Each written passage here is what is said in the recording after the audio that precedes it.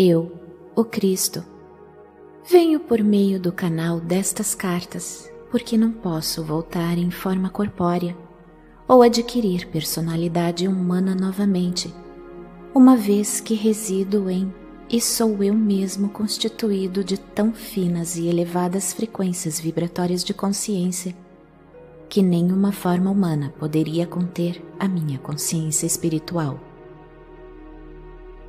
Meu único modo de alcançar você tem sido por meio de um ser humano sensível, clareaudiente, obediente e dedicado a Deus, nascido para ser o canal através do qual eu poderia observar o tumulto da vida ativa e os eventos mundiais.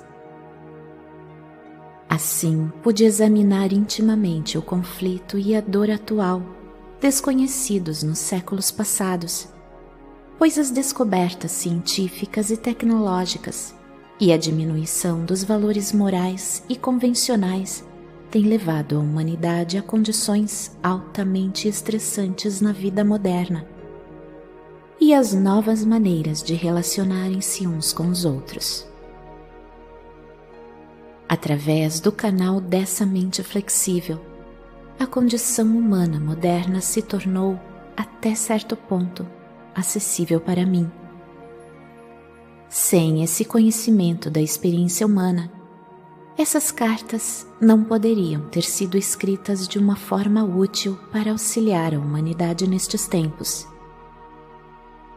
O processo de tomada parcial de sua consciência começou antes do seu nascimento e continuou durante a juventude e ao longo de toda a sua vida. Meu canal iniciou pela completa desprogramação de sua mente e purificação dos velhos conceitos, e foi deliberadamente submetida a todo tipo de experiências humanas, testemunhando as lutas e sofrimentos envolvidos na vida moderna.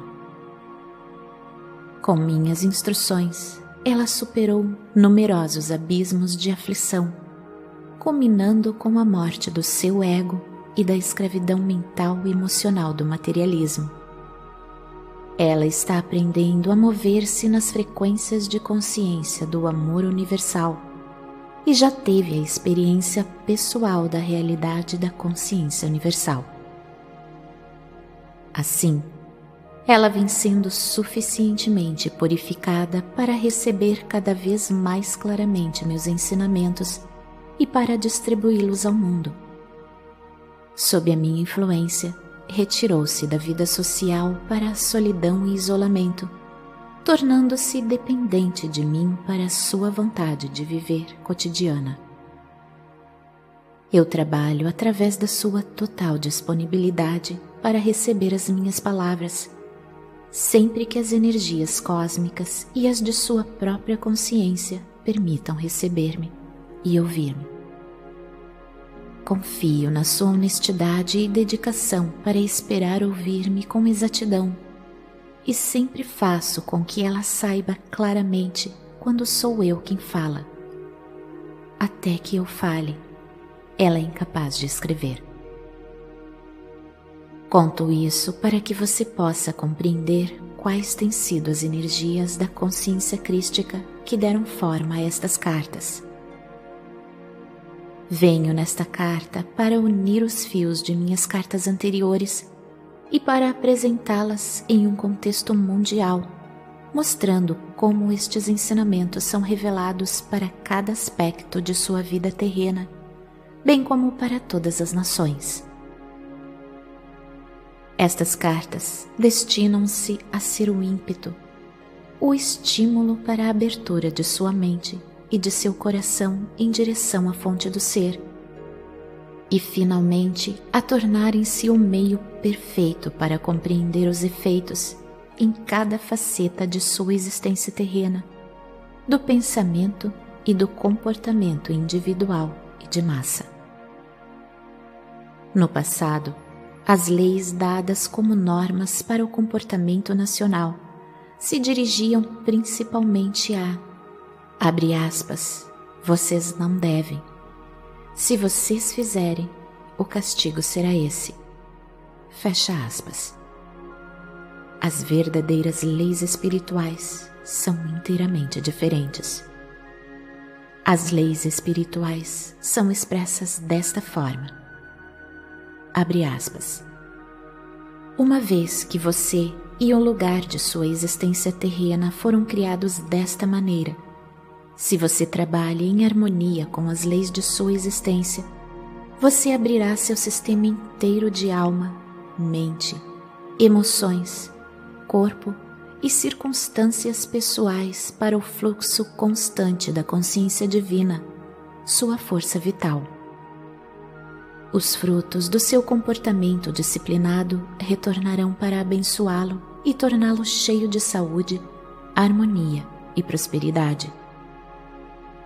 Se por outro lado você ignora as leis da existência e continua vivendo da mesma maneira que vivia antes de ter recebido esta mensagem, então a sua vida continuará sendo marcada pelo tumulto, condições climáticas difíceis, pragas nas colheitas, desastres econômicos, privação de alimentos e uma vida estressante.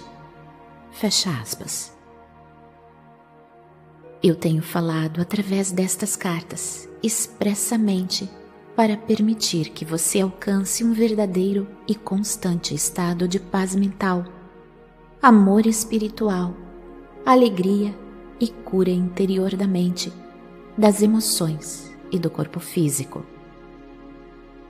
Você já deve ter compreendido que este era também o único propósito que existia por trás da minha missão com as pessoas na Terra: mostrar como elas mesmas estavam criando a sua própria miséria.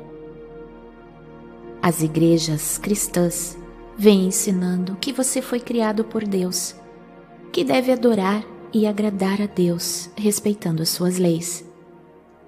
Mas isso não é verdade. Adorar a Deus é um rito pagão. Quando as pessoas adoram a Deus, o colocam em separado e acima delas. Inalcançável e para ser temido, pois quem sabe que mal ele poderá enviar à terra se as pessoas não agirem de acordo com a sua vontade. Porém, essa não foi a mensagem que eu trouxe à terra.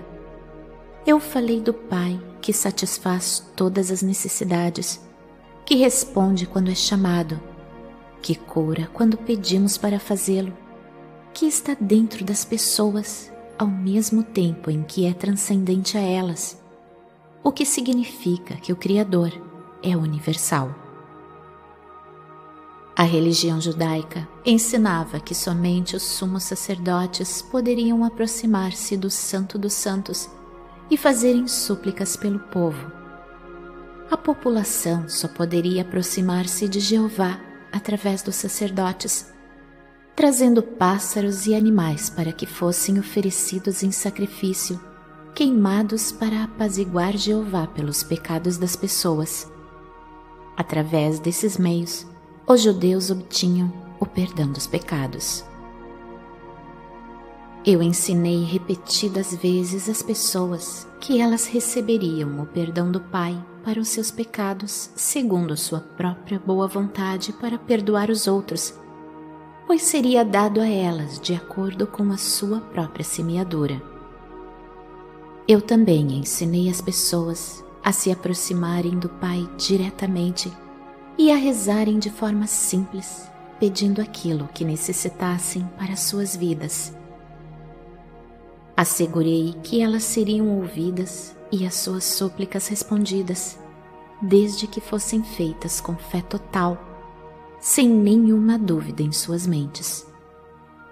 Você deve compreender que tudo o que ensinei aos judeus estava em conflito direto e em oposição aos que os seus anciões religiosos ensinavam, e foi esse o motivo pelo qual os sacerdotes me odiaram e me crucificaram, uma vez que eu estava roubando seus exaltados cargos de guarda-costas pessoais do Todo-Poderoso.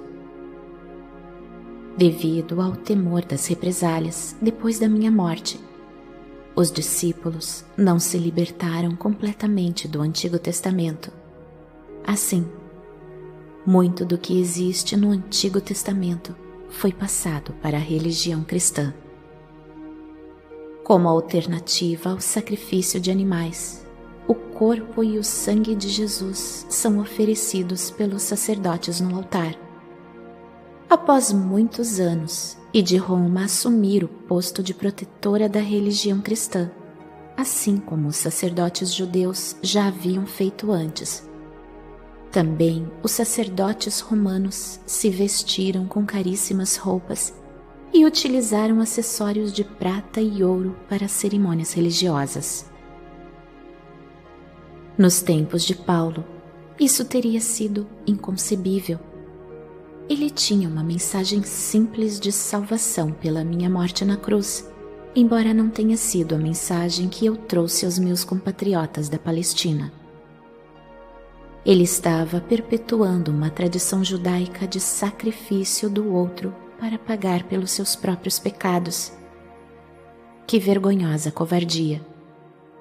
Ainda assim, Paulo realizou um grande serviço pela humanidade ao dar início a um movimento que seria um meio de abençoar a todas as raças igualmente. Ele delineou um modo de pensamento e conduta diária que trazia harmonia às vidas daqueles que procuravam viver de acordo com os seus ensinamentos. É bem provável que alguns judeus tradicionalistas, vociferando outra vez, hostilizem as minhas palavras nesta segunda vinda. Eles se ressentirão de minha constante referência à antiga prática judaica de sacrificar animais e pássaros nos templos para agradar a Deus e obter o perdão dos pecados. Porém, sejam quais forem as suas objeções, o fato histórico continua sendo que o templo era um lugar para oferecer sacrifícios e que o cheiro era sentido em toda Jerusalém. E durante todo aquele tempo eu sabia que o edifício do templo era dedicado a um mito, uma invenção da imaginação do homem, uma racionalização daquilo que a mente humana não podia compreender espiritualmente. Eu estava lá, senti as pedras quentes debaixo de minhas sandálias e o sol sobre minha cabeça. Eu discuti com os fariseus, suportei as suas risadas e piadas com certo divertimento e observei-os enquanto ensinavam de maneira dogmática uma forma de vida opressiva, de contínua obediência às tradições sem valor relacionadas a comer e beber, as quais eram totalmente desnecessárias. Eu estava lá.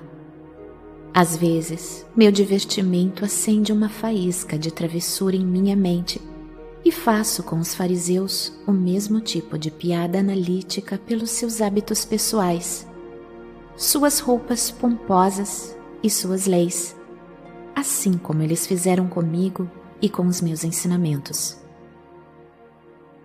É um tolo, disseram aos gritos, ridicularizando a minha afirmação de que o reino de Deus está em você. Diga-nos, como pode Deus estar dentro de uma pessoa? Gritaram ironicamente. Usando uma chuva de argumentos pejorativos, invocaram os profetas e compararam seus conceitos do Todo-Poderoso Jeová com as minhas descrições do Pai simples que se importava até com os pássaros. Como poderia ser isso, perguntavam, se as aves eram sacrificadas regularmente no templo para pagar os pecados dos homens? Moisés teria estabelecido tais práticas sagradas de sacrifícios com o fogo, se as aves e os animais tivessem alguma importância aos olhos do Todo-Poderoso? Eu ficava impassível diante de seus ataques verbais. Eles só tinham a convicção da tradição judaica para apoiar as suas afirmações, enquanto minha mente havia sido impregnada com o verdadeiro conhecimento da existência em si durante as minhas experiências iluminadas no deserto. Foi-me dada a compreensão da universalidade e da boa vontade criadora do Pai, que me permitiu permanecer e fazer coisas que nenhum sumo sacerdote, fariseu, saduceu ou escriba jamais poderia fazer.